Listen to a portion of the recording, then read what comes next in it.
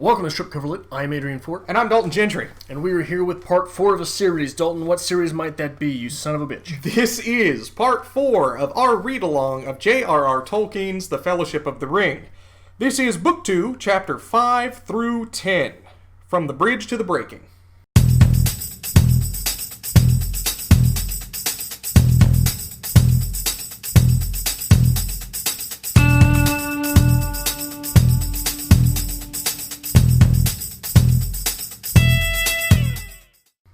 Look at us go. Finishing up a classic of literature.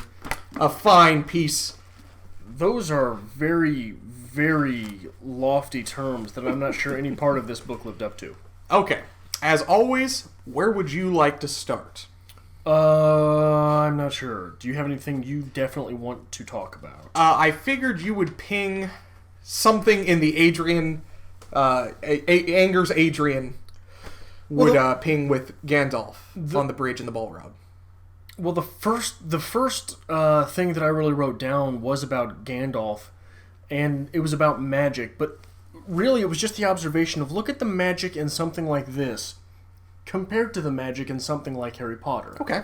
The magic in something like Harry Potter is very fantastical. Yes. Dumbledore snaps his fingers and food appears. Yes. Here, Gandalf uses all of the strength inside him to do something like conjure fire. Yes. Right? So I wonder where the mechanism is that, or what it was, maybe, that switched magic from being something like forging the elements of nature to something like, oh, well, look at all this weird stuff. Magic can do anything that you can imagine. Okay. Right? Because it seems like older texts have magic meaning something very different. Yes, I agree. In Harry Potter, it seems magic is more fantastic. In something like this, to be a wizard, it seems to be listed more on... he's a very studious person. Right. He knows ancient text. He's a wise person. But he also has the ability to conjure things and the ability to use magic at his whim. But it's not something like I wave my wand and it appears. It requires great strength, great perseverance. It makes being a wizard more prestigious. Right. And spells. The idea of a spell used to just mean spelling a word, right? Okay. Like that was what casting a spell was. And I think that, well, when we talk about fiction, John Gardner, I've said this a million times on the channel, refers to fiction as a vivid and continuous dream. So I think that this original idea of magic was the idea of communication. Okay. You put this symbol on something, like a word, spelling a word, and all of a sudden that vivid and continuous dream is in someone else's head. Interesting. That is a type of magic. Okay. That is a type of communication without being there, right? It is a way for me to communicate an idea to you without seeing you, without ever meeting you. Okay. There's a type of magic in that, is there not? From a fantasy reader's perspective, that is very interesting, and I like that a lot. So I'm glad you're pulling from that already. See, we're already off to a good start. This is much better than our review part 1. So, and when we're going there, I wonder if this slight magic, right, that separates Gandalf the Grey from Dumbledore the Dumpy, right? If this slight magic was what was required to get people into the fantasy genre. Okay. Because if the fantasy genre jumped straight up in the 1950s with someone exhibiting the type of magic that Dumbledore does, would it have been as acceptable to a general audience? Okay. And I'm not saying that representation of magic had never existed in literature. I'm saying I'm completely ignorant to it if it does. But I think that it does say something that this novel, this series, is something that many people latched onto. And I wonder if it's because that ability to concede into this introductory course of magic was what let people say, okay, I'll give that a chance. Okay. I kind of like it. Let's see what else we can say with this magic stuff. One thing, the reason I brought up Gandalf and the Balrog, this is something that I think really appeals to your audience. Because the person reading Lord of the Rings obviously is going to be a heavy reader, going to be a writer, somebody who's interested in fiction. It is not the battle-hardened warriors, steel-wielding swordsmen, whatever, who take on the great foe of the Balrog. No, it's the man who is educated. It's the man who has spent his time studying books, who, when making a decision, says, let me sit and think, let me find the best solution to this. He is the only one with the power to take on the greater evil. He made the point to say, at this point, your steel does no good, right? Something like that. Swords are no use here. Swords are no use here, yes. And that, I think, is a great compliment to people, because if you talk to people about Lord of the Rings, Gandalf is a favored character, because I think a lot of readers want to be Gandalf. They want to be the studious wizard who says, well, let me consult my texts, who spends his time enveloped in education and research. But is at the same time the most powerful. Absolutely so. So I think there's a compliment there. That there is power in that knowledge. Okay. Do we want to move forward to possibly Elven Land, L'Oreal, whatever you want to call it, L'Oreal, Lothlorien? What's going on there? Well, my notes this time are not necessarily in any order. Okay. So well, I'm just going to shoot then. Wherever you want to go. We do get, and let me apologize again to the comments section, who says the only thing we focus on are race, gender, and religion. I'm going to pull up. That's all we do in the Harry Potter series. I don't know that we've done that in any of our other videos. There is a good race representation in Elfland. We're just going to call it Elfland, because I don't know if we want to go L'Oreal, Lothlorien. Elfland, between elves and dwarves. And that seems to be, there is an inherent combative hate towards one another. It's racism. It is. Elves don't like dwarves. Dwarves don't like elves. Why? Who cares? We just don't like each other. Yeah. But there is that inherent bit there where we are pairing, the two races together, and we can't take you further into the heart of this land without putting a blindfold on old Gimli. We don't trust those dwarves. So I think there is a compliment there saying that the greater community of the representation of Middle-earth, the elves, the men, the dwarves, say, we're all going to be blindfolded. We're going into this equal, because at this point, we cannot move forward divided. We have to move forward as a whole. Also, they are representing justice. Justice, absolutely so. Justice is blind. Okay, I like that. There you go. Galadriel gifts the party some utility items. Aragorn gets a sheath, I believe. Legolas gets a sword. Legolas gets a new bow, excuse me. And poor Samwise Gamgee, who I am convinced is me, gets a bag of dirt. Magic flower growing dirt. But Gimli requests a lock of Galadriel's hair. Anything there for you? Not necessarily. Okay. I'm going to throw my argument in this. Go ahead. This is... I get that you feel you have to ask permission. I do anymore. I do feel like I do. No, this is wartime Tolkien. Wholeheartedly. Because Gimli is the representation of a true warrior. Dwarves are warriors. Yeah. Gimli is going to war. He would like a lock of your hair to remember you by. That seems very World War II era, where someone would send a lock of their hair to a soldier at the battlefield. I mean, that's not World War II. That's every war. That's every war. But that is the representation of... And possibly the women are representing peace and prosperity, because at this time, the men went to war. And this is what Gimli is doing. He's going to war. He wants that reminder that back home, there is something beautiful to return to. This is more than just Gimli being a little cheeky saying, hey, you. See, I don't know. I was confused as to whether it was like you're saying, or if it was Gimli the politician, right? Okay. Because it is all of these elves saw his request of a strand of hair and thought, oh, those dwarves, they're not so bad. Yeah. Look at that handsome little fella. Yeah, maybe, but I really think this is Gimli going to war. This is the young soldier going to war and leaving his sweetheart of the time behind and saying, I just want to remember you. I want to know that when I return from this war, there's still something beautiful I left behind. Yeah. Very touching, very poetic, in my opinion. Speaking of war, I'm not sure how versed you are in the history of World War II and the race for the bomb. A lot of this really feels like the same type of paranoia. When you read something like a biography of Einstein, Szilard, I think the scientist's last name was Szilard, who, using Einstein's E equals MC squared, realized that an atomic bomb, Eddie Szilard maybe, or maybe I'm thinking of Eddie Izzard, but basically realized that, E equals MC squared kind of means we can blow a lot of things up with a single atom, and I got to go talk to Einstein because I'm sure that the Germans are on this same line of thought.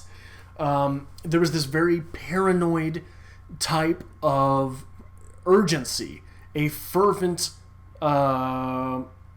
schedule with which these scientists pursued the bomb for fear that Hitler would get it. Okay. Hitler being the ultimate evil. So these guys are very fervently racing to destroy this ring with this urgency because the supreme evil may get it.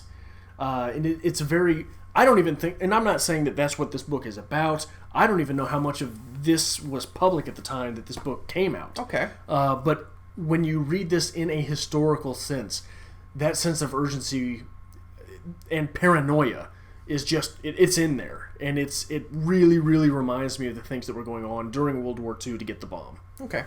I'll backtrack just very quickly here. Elfland. Lorien. Lothlorien, not L'Oreal. Aren't you the one that's supposed to be respecting this text and using the words? I just referred to the great land of elves as makeup product, L'Oreal. Yeah. That's what was in my mind. There's always people who are like, oh, Dalton's not reading it. He doesn't get the name right. No, go spend time with Dalton. Go to the store with Dalton. I don't remember a damn thing. Dalton doesn't get my name right half the time. It's terrible. But Lorien, Lothlorien, excuse me. But anyway, Galadriel is an interesting character in my opinion. This is one of the few female characters that we are presented with in Middle-earth. Arguably one of the most powerful characters in Middle-earth. Yeah, it really makes you wonder where all these characters are coming from because there's no women around. Right? Like, how did all these people come into existence? And that's something Tolkien has been pegged on many times. Is there's not a lot of women represented in the Fellowship in Middle-earth alone. But Galadriel is a very interesting character because Galadriel is offered the ring, essentially. And says, no. I don't want this power. I would become too great. I'd much prefer you destroy this. Yeah. So there's a lot to be said on power and wisdom from Galadriel. Which I think is very interesting and a conversation in its own sense. Because one of the very few women who are represented in this, text is she's the all-powerful. She's the wisest of the one. Is this the boys will be boys moniker? Excuse me for, using that terrible cliche. But is this boys will be boys? Going off to war, fighting silly battles. When Galadriel's here, the voice of reason, the voice of power.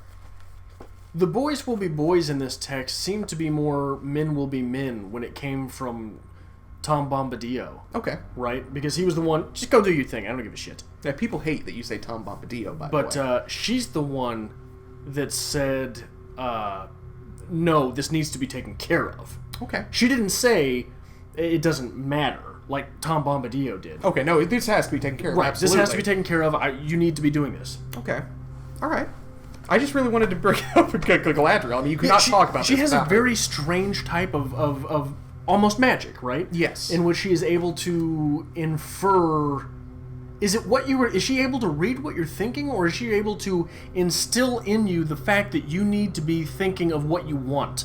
Okay. And I'm going to read that, right? Like, that was a very strange... It was a very confusing thing for me to read, especially on a first pass-through, because I'm not sure exactly what power it is that she's exerting there. Now, the whole elf mythos, whatever that's going on here in Lorien, is...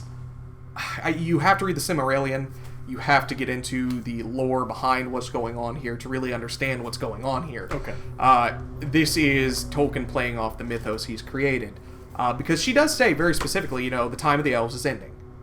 Regardless of what you do, Frodo, whether you destroy the ring or not, the time of the elves is over. So, this is saying that the world as we know it is forever changed, regardless of what happens here. Which, again, I'm going to peg right on World War II. The world as we know it is over. Whether we accomplish what we set to accomplish, whether we don't, we will never go back to this old setting. Yeah, and it's confusing to me, with that being the case, why they weren't sent with reinforcements, right? Because elves are supposedly extreme warriors, right? Yes. Why weren't they given backup? He said, "Here's some ships. Go have fun." Yeah. And like that's one of my main criticisms of this entire novel is that no one seems all that worried that Voldemort's going to get the ring. Okay.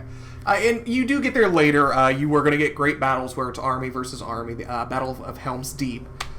This is coming. And maybe it is just Tolkien stretching things out. I couldn't speak for him. But maybe this is, again, just the prologue as to what is to come. Because, if we want to do a World War II reference, when Hitler was first assuming power, we weren't just sending armies left and right.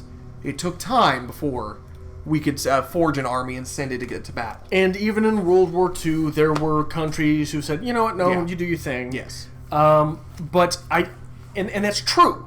And that is realistic. That there would be countries that, I really don't see the risk here. Okay. Who cares? Everybody's afraid of him anyway. But I'm not sure what narrative purpose it sells that we're going to go to these lands and everybody's like, hey, I'll give you some ships. You'll be fine. Hey, here's some ship. Here's some bread and a bag of magic dirt. Right. Yeah. Okay.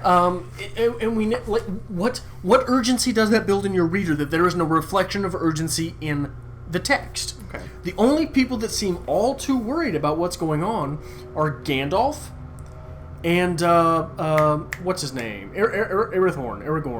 Strider. What the hell is his name? Aragorn. Yes. Those are the only two people in this text that seem to have any real idea of the urgency of things. Okay. Frodo sort of gets there. It doesn't even seem that Bilbo has any real idea of the urgency of things, or he wouldn't have sat on it for so long, right? Okay.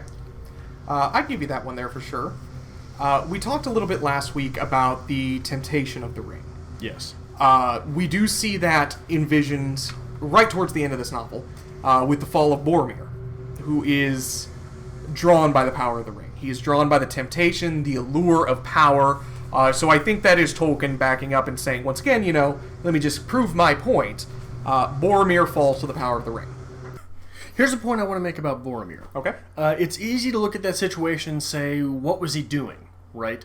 How do you break under that pressure? You made it so far and there wasn't even so much as a hiccup. But I think the important way to look at this is to take this emotional stress and translate it into physical pressure, right? Okay. So we're looking at emotions as a type of strength. Would you fault, not so long ago, Dalton talked about bench pressing, right, on one of our variety hours. Would you fault Dalton for not being able to bench press 300 pounds, right? We put it on the bench, we lift it up onto Dalton's arms, and it slowly comes down. Oh, slowly, you're generous. It wouldn't, okay, Dalton dies. This ended him. But I think it's interesting to look at that as an emotional mindset as well. This is something that heavy, right? Okay. This is your entire people. Yes. On the brink of destruction daily. And this ring could end that. And Boromir is seeing it through that point. This could benefit him greater than anything. So this is that bar literally coming down very slowly. If you don't push it, you're going to die. And when it snaps, it snaps. Yes. The interesting thing with Boromir is it is a point, how there is temptation of the ring and Boromir falls. The will of men can be broken. However, you do also have to take into account Boromir was on par when we were talking about this. Yeah. Boromir was on par when we set off on the journey.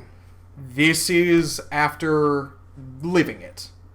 After a while, doing anything, motivation starts to drop. Yeah. This was starting this channel and saying, this is a great idea, and then showing up to film and be like, what the fuck are we doing? Adrian's a prick. So there is something there. Now, last week, you talked a little bit about the relationship between Bilbo and Frodo. Are we going here? Did you pick up on this too? I probably didn't pick up on the same thing, but I was going to get back to it. Oh, okay. When Boromir falls, Frodo must take the journey himself now. This is Frodo is getting away from the adolescence of his journey, if you will. He is no longer receiving the assistance, the benefit of what could be perceived as older, more experienced warriors. This is Frodo saying, I must do this alone now. which is indicative of the coming-of-age hero's journey, if you will. Frodo now must bear the burden alone. It also seems very indicative of what manhood means, right? Yes. Manhood is taking the weight on your own shoulders. Yes. Manhood is the loss of community. Manhood is the ability and the necessity of being... the ability to and the necessity of being alone. Doesn't it seem? This is, you lived with roommates for a while, and you shared the burden.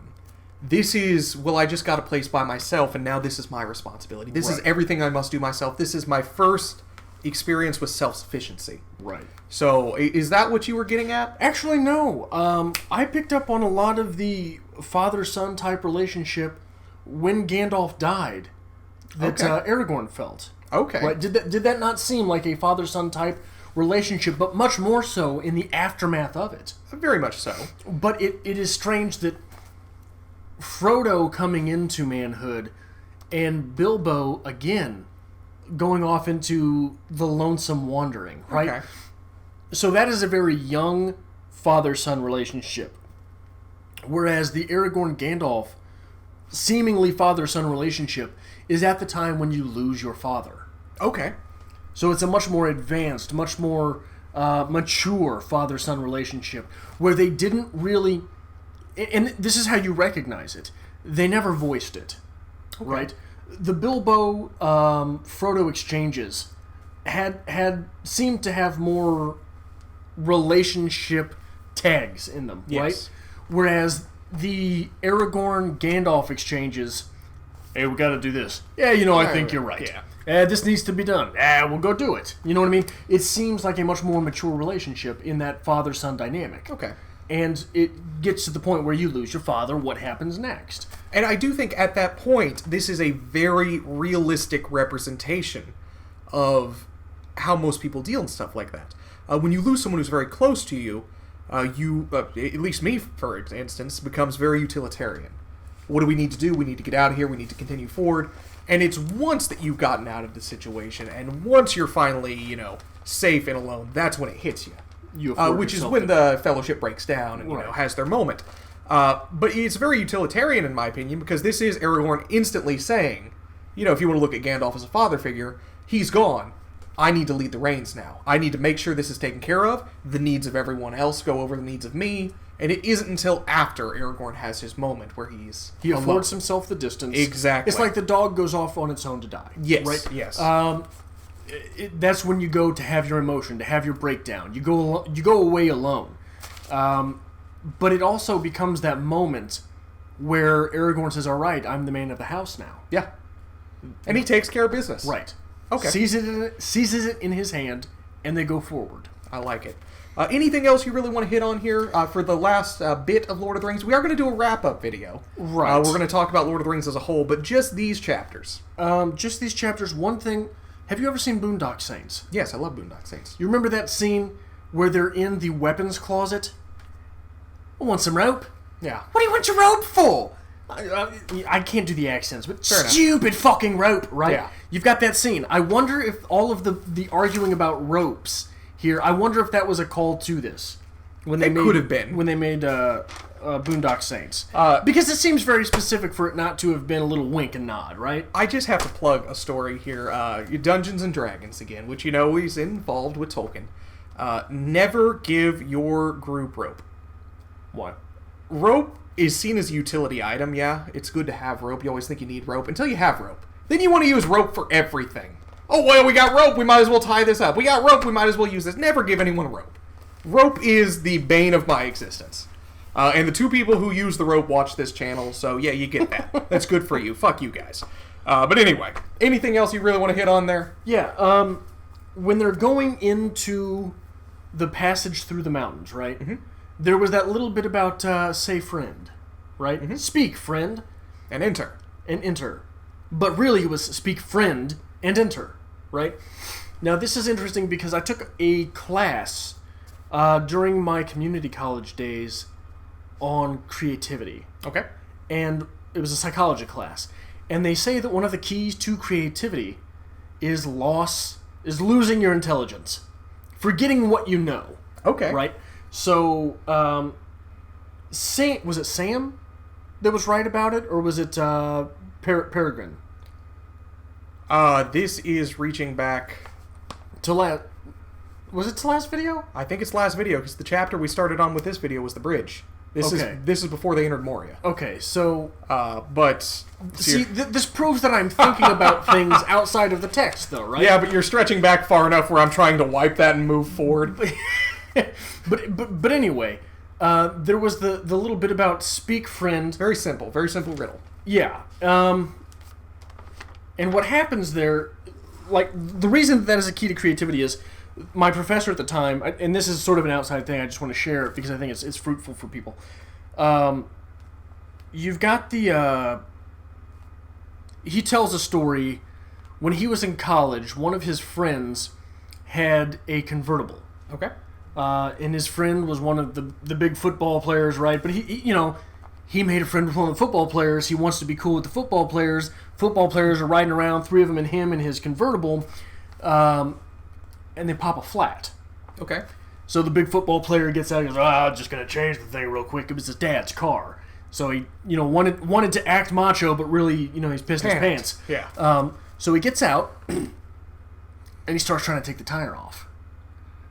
Right? Okay. Left out, right on. Left out, right on. Okay. You want to turn to the left, take the tire off, put the new one on. And he couldn't get it. So the other 2 guys with him, they're both football players too. It's like, all right, well, James, you think you could give this a hand? My elbow's messed up. I can't quite get it. So the other football player gets on there. Boom, boom, boom, boom. Can't move it. Other one gets on there. Can't do it. So they ask him, and he was the littlest guy in the group. And he gets down there and he turns it, takes it off, says, what was the matter, guys? He, who had no knowledge of cars, didn't know you turn left to take it off, you turn right to put it on. So he was turning it to the right. They were all tightening it. They were all tightening it because the rivets were reversed on that model of car. Interesting. So by completely forgetting what he knew, okay, he was able to do the task. He was able to be creative enough to see the task because he wasn't thinking immediately left off, right on. Okay. Right? I like it. So that's a little tale to help you remember that sometimes key to creativity is forgetting what you know. Simplicity at its finest. Yes. So we will be back shortly with a full wrap-up of the Fellowship of the Ring. Wait, one more thing. One more thing. How in the hell... I must have missed something in the reading. At the very end, Sam gets away from Strider. From Aragorn, right? Okay. Aragorn being extremely physically superior to Sam. Okay. How does he do that? What happened there? I'm not really sure if it's 100% addressed as to exactly what happens, but he does slip away. I mean, that's a possibility. How? Aragorn catches up to him while he was running away and says, "We've got to do this together." All of a sudden, Sam breaks away? I just don't understand what happened there. Possibility maybe Aragorn just let him go. No. He's not letting him go. Maybe. Unless he's pursuing them in another boat. Okay. But finally, the ending of this book sucked. I figured you'd say something like that. The final climax is Boromir saying, "Hey, give me the ring." Okay. That's the big to-do. The climax in the Fellowship of the Ring is the battle with the Balrog. And then we're easing our way back down. But you also have to remember... The final battle is with Boromir saying, "Give me the ring." But we have to remember this is not the end of The Lord of the Rings. This is the end of the first third of The Lord of the Rings. I don't care. So, this is a book on its own. It needs to be its own story. It may have loose threads that lead into a sequel. Okay. But it needs to be its own story, does it not? I told you from the beginning you would have a problem with the ending because it's a to-be-continued ending. There should be a feeling of completion here. And there simply is not. Okay. So we're going to do the Two Towers next week? Is that what you're saying? No, I'm saying leave me alone. Don't bother me with any more Lord of the Rings. But we will do a wrap-up video for the Lord of the Rings as a whole, talking about our thoughts, our feelings, whatnot, comparing maybe some things. Maybe I'll bring in some movie stuff, and we'll talk about it. If you do like this kind of thing, make sure you subscribe, hit that like button down below. And maybe we mention, if you would like what seems to be a very much opposing view to ours on the Lord of the Rings, Steve Donahue is doing a read-along as well with us.